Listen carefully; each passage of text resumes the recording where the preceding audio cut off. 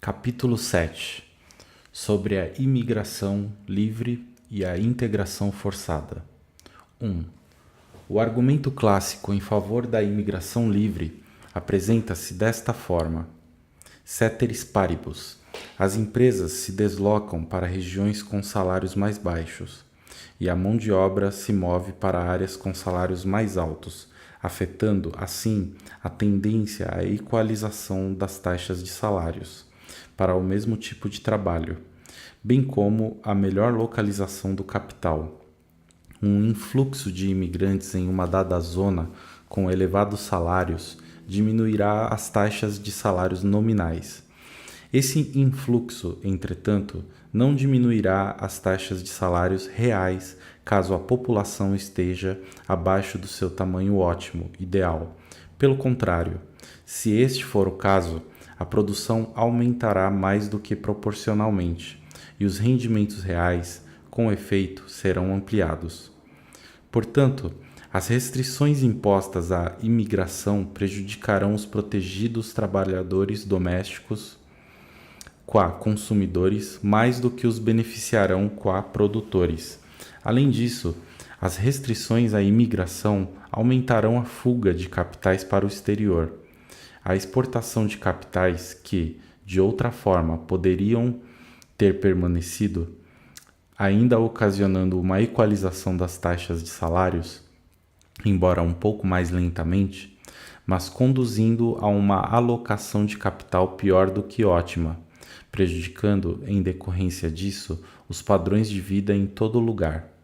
Ademais, os sindicatos e, hoje em dia, os ambientalistas tradicionalmente se opõem à imigração livre, e isso deveria, prima facie, contar como outro argumento em favor de uma política de imigração livre. 2. Da maneira como foi explicitado, o argumento acima em favor da imigração livre é incontestável. Seria insensato atacá-lo, assim como seria absurdo negar que o livre comércio conduz a padrões de vida mais elevados do que o protecionismo. Também seria errado atacar essa defesa da imigração livre ao apontar que, em virtude da existência de um estado de bem-estar social assistencialista, a imigração tornou-se, em uma extensão significativa, a imigração de vagabundos dependentes do assistencialismo, os quais, ao invés de aumentarem, diminuem o padrão médio de vida. Mesmo que os Estados Unidos, por exemplo, estejam com a sua população abaixo do tamanho ótimo, pois este não é um argumento contra a imigração, mas sim um argumento contra o estado de bem-estar social. É certo que o estado assistencialista deve ser abolido em sua totalidade. No entanto, os problemas da imigração e do assistencialismo são problemas analiticamente distintos, devendo ser considerados dessa forma. O problema com esse argumento é que ele possui duas deficiências interrelacionadas que 1. Invalidam a sua conclusão incondicional pró-imigração ou que 2. Tornam o argumento aplicável apenas a uma situação extremamente irrealista e muito antiga na história humana. A primeira deficiência será abordada apenas rapidamente. Para os libertários da escola austríaca, está claro que aquilo que constitui riqueza e bem-estar é subjetivo. A riqueza material não é a única coisa que tem valor. Então, mesmo que os rendimentos reais aumentem devido à imigração, não se deve inferir que a imigração deva ser considerada boa, pois é possível preferir padrões de vida mais baixos e uma distância maior de outras pessoas a padrões de vida mais elevados e uma distância menor de outros indivíduos. Em vez da primeira, a segunda deficiência acima relacionada será o foco aqui. Em relação ao determinado território para o qual as pessoas imigram, deixa-se de analisar quem, caso realmente haja alguém, é o proprietário. o controlador desse território. De fato, para que se torne aplicável o argumento acima referido, supõe-se implicitamente que o território em questão não tem dono e que os imigrantes adentram um território virgem, fronteiras abertas. Isso, obviamente, não mais pode ser admitido nos dias atuais. Porém, se essa hipótese for levada em consideração, o problema da imigração assume um significado totalmente novo, exigindo um completo repensar. 3. Para fins de ilustração, vamos supor, em primeiro lugar, uma sociedade anarcocapitalista. Embora eu esteja convicto de que essa sociedade é a única ordem social que pode ser defendida como tal, não quero explicar aqui o motivo.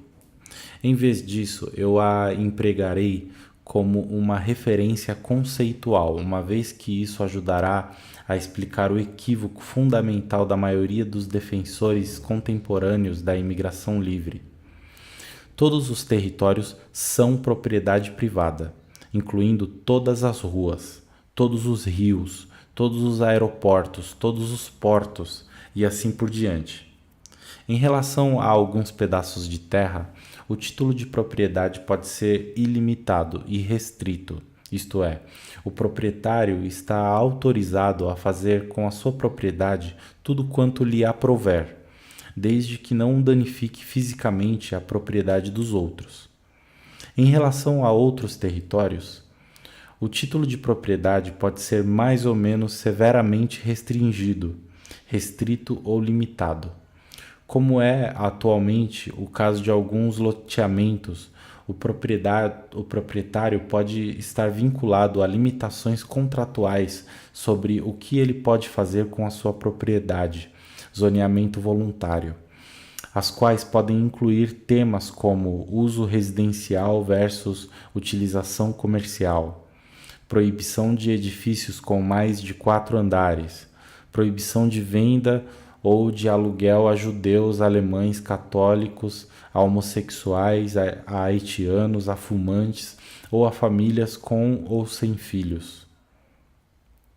É claro que, nesse cenário, não há liberdade de imigração.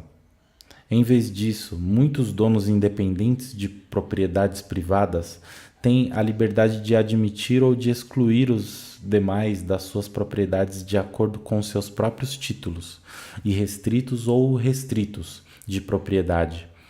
A admissão a alguns territórios pode ser facilmente obtida, ao passo que a admissão a outros territórios pode ser quase impossível de ser adquirida.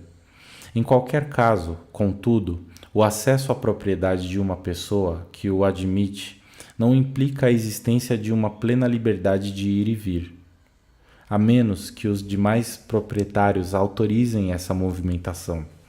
Haverá tanta imigração ou não imigração, tanta inclusão ou exclusão, tanta dessegregação ou segregação, tanta discriminação ou não discriminação, baseada em critérios raciais, étnicos, linguísticos, religiosos, culturais, entre outros, quanto os proprietários ou as associações de proprietários permitirem. Note-se que nada disso, nem mesmo a mais exclusiva forma de segregacionismo, implica a rejeição do livre comércio e a adoção do protecionismo. O fato de que alguns não queiram se associar com ou viver no bairro de negros, turcos, católicos ou hindus e assim por diante, não implica que eles não desejem negociar à distância com esses indivíduos. Pelo contrário, é exatamente pela voluntariedade absoluta da associação humana e pela separação, isto é, pela ausência de qualquer forma de integração forçada, que se concretiza a possibilidade de relações pacíficas, isto é, de livre comércio entre indivíduos cultural, racial, étnica e religiosamente diferentes. 4. Em uma sociedade anarcocapitalista, não há governo. Em virtude disso, não há uma distinção clara entre nativos, cidadãos domésticos e estrangeiros. Essa distinção só surge com o estabelecimento de um governo, isto é, de uma instituição que possui o monopólio territorial da agressão, tributação. O território sobre o qual o poder de tributação governamental se estende torna-se uma nação, e todas as pessoas que residam fora desse território são consideradas estrangeiras. As fronteiras estatais, bem como os passaportes, são uma instituição não natural, isto é, coercitiva. De fato, a existência delas, bem como a de um governo nacional, implica uma dupla distorção da inclinação natural das pessoas a se associarem umas com as outras. Em primeiro lugar, os nativos não podem excluir o governo, o fisco, das suas próprias propriedades e estão sujeitos ao que se poderia chamar de integração forçada, a qual é perpetrada pelos agentes governamentais. Em segundo lugar, a fim de ser capaz tanto de se intrometer nas propriedades privadas dos seus súditos quanto de tributá-los, o governo deve sempre deter o controle das estradas e das ruas existentes, e ele empregará suas receitas tributárias na produção de ainda mais estradas e mais ruas para obter ainda mais acesso a todas as propriedades privadas qua potenciais fontes fiscais. Esse excesso de produção de estradas e de ruas não resulta meramente na inocente facilitação do comércio interregional, isto é, na redução dos custos de transação, como economistas deslumbrados querem fazer-nos acreditar, mas conduz à integração forçada interna, dessegregação artificial de localidades separadas. Além disso, com o estabelecimento de um governo e de fronteiras estatais, a imigração passa a ter um significado bem diferente. A imigração se torna a imigração de estrangeiros através das fronteiras dos estados, e a decisão quanto à hipótese de uma pessoa ser ou não admitida não mais cabe aos donos das propriedades privadas ou às associações de proprietários, mas sim ao governo, na condição de supremo soberano de todos os residentes domésticos e de supremo dono de todas as propriedades deles. Agora, se o governo inclui uma pessoa, mesmo que um residente nacional deseje admiti-la em sua propriedade, o resultado é a exclusão forçada, um membro que não existe sob o anarquismo de propriedade privada. Ademais, se o governo admite um indivíduo, mesmo que não haja um único residente doméstico que deseja admiti-lo em sua propriedade, o resultado é a integração forçada, um fenômeno também inexistente sob o anarquismo de propriedade privada. 5. É hora, agora, de enriquecer a análise através da introdução de alguns pressupostos empíricos realistas. Vamos supor que o governo é de propriedade privada. O governante detém a propriedade de todo o país dentro das fronteiras do Estado. Ele possui uma parte do território de forma absoluta. O seu título de propriedade é ilimitado e ele é proprietário parcial do resto. Na condição de senhorio ou requerente residual de todas as propriedades dos seus cidadãos inquilinos, ainda que restringido por alguns contratos de arrendamento pré-existentes. Ele pode vender e legar a sua propriedade, e ele pode calcular e embolsar o valor monetário do seu capital, o seu país. As monarquias tradicionais e os reis são os exemplos históricos mais próximos dessa forma de governo. Como será a típica política de imigração e de emigração de um rei? Já que possui todo o valor de capital do país, ele tenderá a escolher políticas de migração que preservem ou aumentem, em vez de diminuírem o valor de seu reino, pressupondo-se não mais do que o seu próprio interesse. No tocante à imigração, o rei desejará impedir a emigração de súditos produtivos, em especial a emigração dos seus melhores e mais produtivos súditos, porque a perda deles diminuiria o valor de seu reino. Assim, por exemplo, a partir de 1782 até 1824, houve uma lei que proibia a emigração de operários especializados da Grã-Bretanha. Por outro lado, o rei desejará expulsar os seus súditos não produtivos e destrutivos, criminosos, pedintes, ciganos, vagabundos, entre outros, pois a remoção deles do seu território aumentaria o valor do seu domínio. A Grã-Bretanha, por esse motivo, expulsou dezenas de milhares de criminosos comuns para a América do Norte e para a Austrália. Por outro lado, no tocante à política de imigração, o rei desejará manter fora do país o populacho e todas as pessoas com capacidade produtiva inferior. As pessoas da última categoria só seriam temporariamente admitidas na condição de trabalhadores sazonais sem cidadania, sendo impedidas de obterem propriedades permanentes. Assim, por exemplo, após o ano de 1880, um grande número de poloneses foi contratado na Alemanha na condição de trabalhadores sazonais. O rei só permitirá a imigração permanente de pessoas de capacidades superiores ou, pelo menos, acima da média, isto é, daqueles indivíduos cuja residência em seu reino aumente o seu valor patrimonial. Assim, por exemplo, após o ano de 1685, com a revogação do Edito de Nantes, permitiu-se que dezenas de milhares de huguenotes se estabelecessem na Prússia.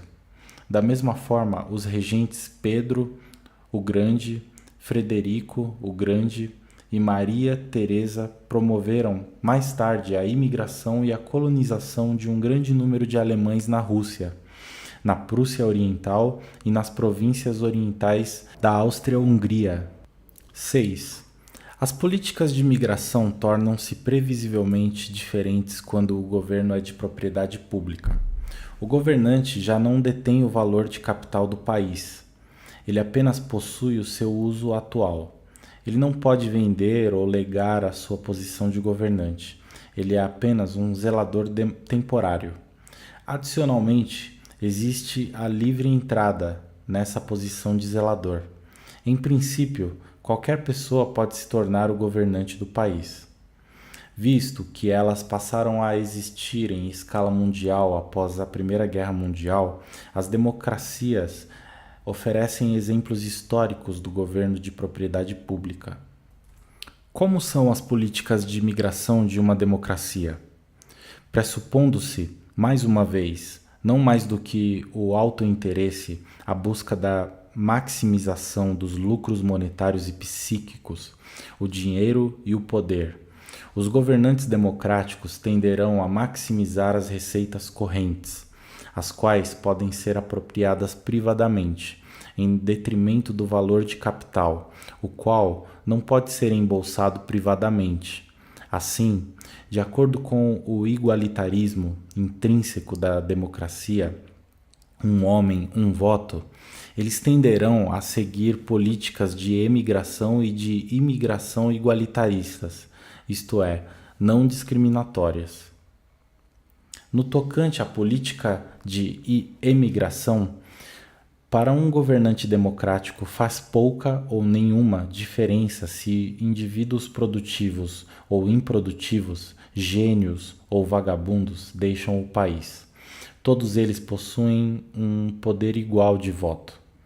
De fato, os governantes democráticos podem muito bem ficar mais preocupados com a perda de um vagabundo do que com a de um gênio produtivo, conquanto a perda deste, obviamente, diminua o valor de capital do país e a perda daquele realmente o aumente. O governante democrático não possui a propriedade do país. No curto prazo, que é o que importa para o governante democrático, o vagabundo, que tem uma probabilidade maior de votar em favor das medidas igualitaristas, pode ser mais valioso do que o gênio produtivo, o qual, sendo a principal vítima do igualitarismo, tem uma probabilidade maior de votar contra os planos igualitaristas do governante democrático. Pela mesma razão, em nítido contraste com um rei, o governante democrático não se esforçará para ativamente expulsar as pessoas cuja presença dentro do país constitui uma externalidade negativa, isto é, que constituem um lixo humano que diminui o valor das propriedades individuais. Na verdade, tais externalidades negativas, os parasitas improdutivos, os vagabundos e os criminosos, são provavelmente os sustentáculos mais confiáveis do governante democrático. No tocante às políticas de imigração, os incentivos e os desincentivos são igualmente distorcidos, e os resultados se mostram igualmente perversos. Para o governante democrático, também pouco importa se imigram para o país vagabundos ou gênios, pessoas produtivas e civilizadas abaixo ou acima da média. Tampouco está ele muito preocupado com a distinção entre trabalhadores temporários, proprietários de licenças de trabalho, e trabalhadores permanentes e imigrantes, donos de propriedades, cidadãos naturalizados. Na verdade, os vagabundos e as pessoas improdutivas podem muito bem receber preferência para se tornarem residentes e cidadãos, pois criam mais daquilo que se chama de problemas sociais. Os governantes democráticos vicejam e prosperam graças à existência de tais problemas. Ademais, os vagabundos e os indivíduos de capacidades inferiores provavelmente apoiarão as suas políticas igualitaristas, e os indivíduos de capacidade superiores e os gênios não as apoiarão. O resultado dessa política de não discriminação é a integração forçada. Os proprietários domésticos são obrigados a conviver com massas de imigrantes de capacidades inferiores. Se pudessem decidir, eles praticariam uma forte discriminação, escolhendo para si próprios vizinhanças muito diferentes. Assim como o melhor exemplo da democracia em funcionamento, as leis americanas de imigração do ano de 1965 eliminaram todos os requisitos anteriores de qualidade e todas as preferências explícitas por imigrantes europeus, impondo em substituição uma política de não discriminação praticamente absoluta, multiculturalismo. Na verdade, a política de imigração de uma democracia é o perfeito reflexo de sua política referente aos movimentos internos da população. Em relação à associação e à dissociação voluntárias, à segregação e à dessegregação e ao distanciamento físico e à aproximação física de diversas propriedades privadas. Assim como um rei, o governante democrático promove a integração espacial através da superprodução do bem público, que são as estradas e as ruas.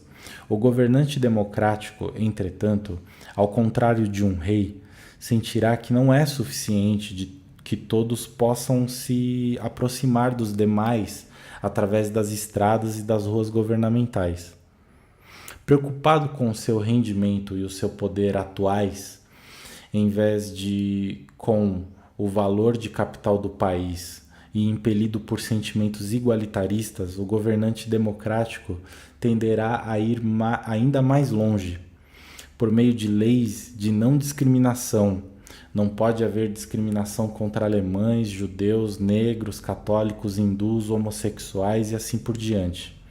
O governo desejará aumentar o acesso físico e a entrada em todas as propriedades para todos os outros.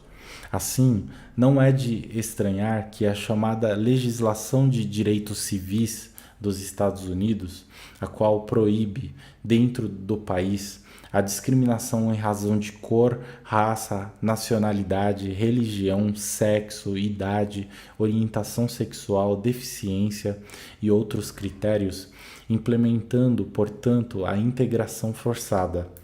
Coincidiu com a adoção de uma política de imigração não discriminatória, isto é, com a implementação da dessegregação internacional, integração forçada. 7. A situação atual nos Estados Unidos e na Europa Ocidental nada tem a ver com a imigração livre. Trata-se, pura e simplesmente, de integração forçada, e a integração forçada é o resultado previsível da regra democrática de um homem, um voto. A supressão da integração forçada requer a desdemocratização da sociedade e, em última instância, a abolição da democracia. Mais especificamente, o poder de admitir ou de excluir deve ser retirado das mãos do governo central e ser devolvido para os estados, as províncias, as cidades, as vilas, as aldeias e os distritos residenciais. E, em última instância, para os donos das propriedades privadas e para as suas associações voluntárias.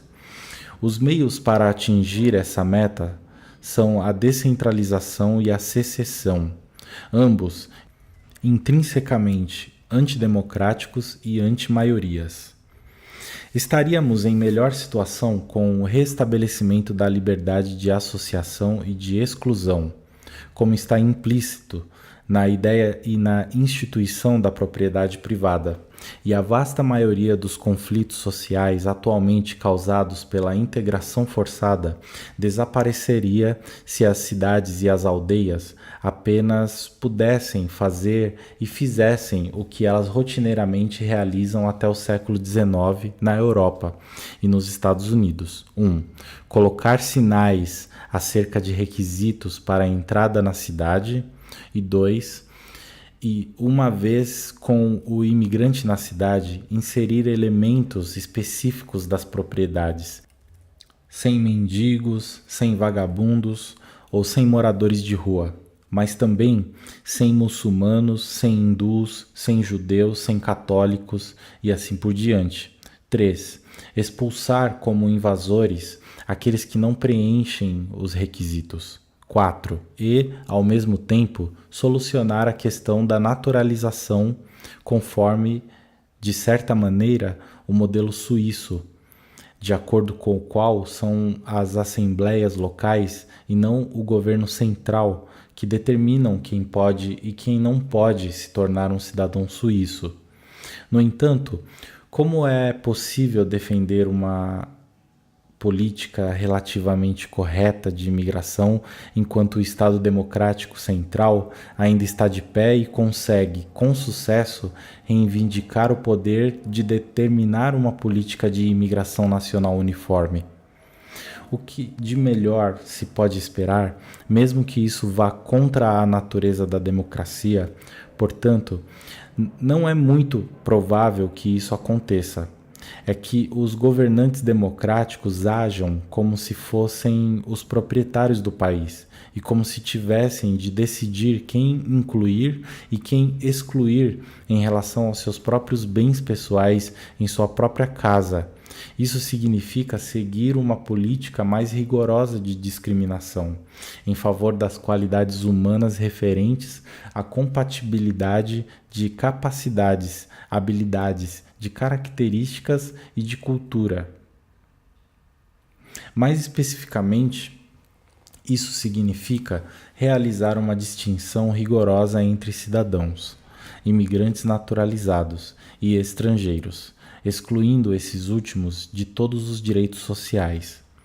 Isso significa requerer, tanto para a obtenção do status de residente estrangeiro, quanto para a obtenção da cidadania, o apoio financeiro pessoal de um cidadão residente e a responsabilidade desse último por todos os danos patrimoniais causados pelo imigrante sob o seu cuidado financeiro.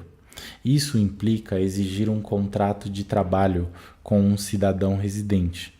Ademais, para as duas categorias, mas especialmente para a da cidadania, isso implica que todos os imigrantes têm de comprovar, por meio de testes, não só a sua proficiência na língua nativa, no caso o inglês, mas também, em todos os aspectos, um desempenho intelectual superior, acima da média, e uma firme estrutura de caráter, bem como demonstrar um sistema compatível de valores, o que engendrará, como resultado previsível, um viés sistemático pró-imigração europeia, migração europeia, migração europeia.